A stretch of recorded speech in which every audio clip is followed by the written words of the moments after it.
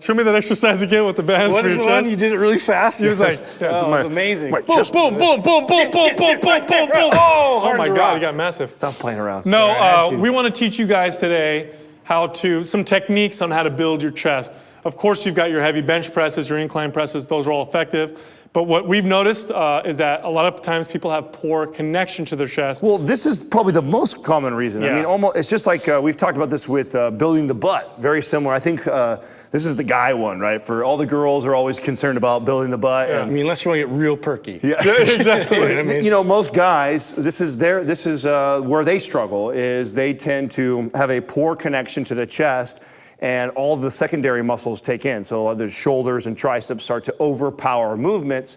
So there's certain things that we all like to do, or specific exercises that help promote that good posture, that good connectivity. That give you that pec Full connection. range of motion. Exactly. Which this is. So these are like our little secret step techniques, one right? to building a good strong. See, you'll see a lot of stuff out there where they'll promote, oh, this exercise is the best for building chest. Well, here's the problem: if you're not firing the chest correctly, you could do the best exercise in the world for it, and it's not going to build and grow. So, getting that connectivity first. These are some of the movements that we like to help people get connected. That's going to really help build your chest more than anything else. So one of my favorite techniques is what's called a Preexhaust superset.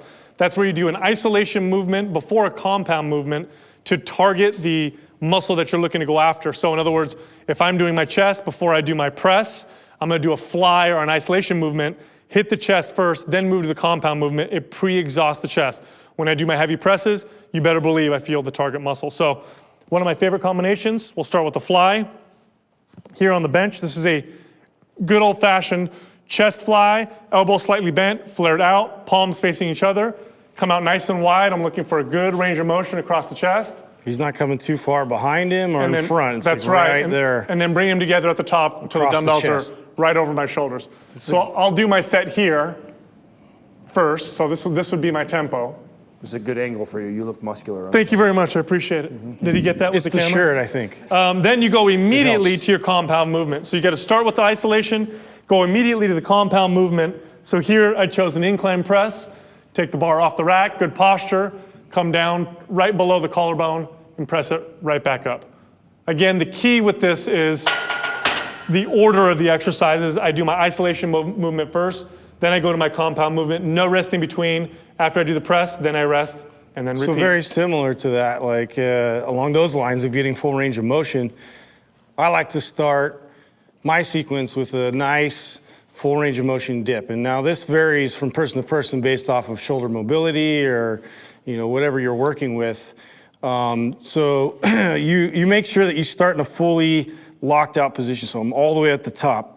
And now I'm just gonna go down nice and slow. I'm trying to get opened up as much as I can so I get that chest to respond by being nice and stretched out. And then I'm gonna engage it and press my way through. So it's really important with this that I'm making sure that I'm getting nice depth. That's the important part, so I get my shoulders to retract and I can get my chest to open up properly. Now we gotta make sure people understand it takes a while to work up to that type of mobility. But I will say this, with the dips, if you can get a good full range of motion, you're gonna feel it more in your chest. If you do a shallow range of motion, it's mainly triceps. Triceps, shoulders, yeah. So the importance there is the depth, and then I go to apply that to a flat bench or an incline bench. Either way, I get a nice effect that way. It carries over into that exercise. Well, what I like about you doing that, it's real similar to what it promotes for how I start. So you did something like a dip, which you use gravity to pull those shoulder blades all the way back and get into that position and really stretch it out, which I like. I do something similar, but with the bands, because what I've noticed when I'm pressing and my clients are chest pressing is what tends to happen when we start to press is we're laying down and we're pressing up. And as we start to fatigue, what ends up happening is the body's naturally going to roll forward when you fatigue. And a lot of times, it's going to take over because that's the more dominant muscles that want to help you lift. And you don't even notice it happening. It's so subtle. But that switch from you being in a retracted position to just rolling forward, now all of a sudden the shoulders and triceps start to kick in and take over the movement. So really getting your back actually engaged and firing to hold yourself in that retracted position before you press is huge. So I do a couple simple movements. The band pull aparts. So I'll grab a pretty easy, you don't want a band that's really tough. This is probably like a little 5-pound band. And I'm gonna start with my hands about shoulder width apart, and I'm just going to pull apart. And I wanna keep good posture, so I'm standing up tight, upright, and I'm squeezing the shoulder blades back, come all the way out, keeping the arms in that locked, fixed position. And every time I come back, I'm really putting emphasis on squeezing those shoulder blades and getting connected back there. Come all the way back, keep that resistance.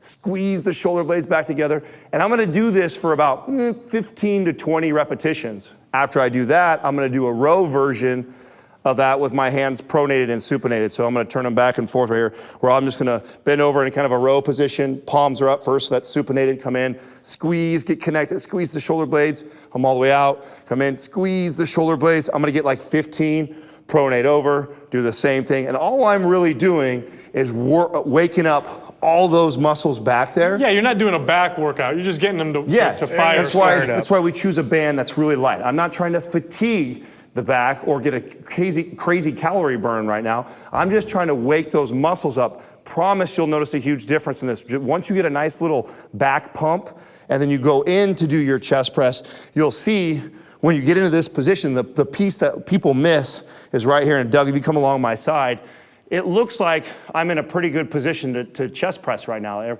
I were to start pressing up. But really, this last bit is a huge difference. You see the range of motion here. Remember the pec attaches here and into the humerus. You just lengthen that muscle a little more, got more of a range of motion. Yeah, and now I'm peeled all the way back. So now when I press up, I can really keep all that into the chest. The moment I do this, now the shoulders start to engage, the triceps start to kick in, and I start to lose that connectivity to my chest. So I really want to keep that emphasis on the retraction of the shoulders and squeezing the back through. So as I come down, you're almost squeezing the back together and then pressing up. So doing a movement with those bands, some good band pull aparts, some good rows before you go into any of your chest exercise, whether it be dumbbells, really squats, help or open press. you up. Absolutely. That's it. Build them heavy pecs.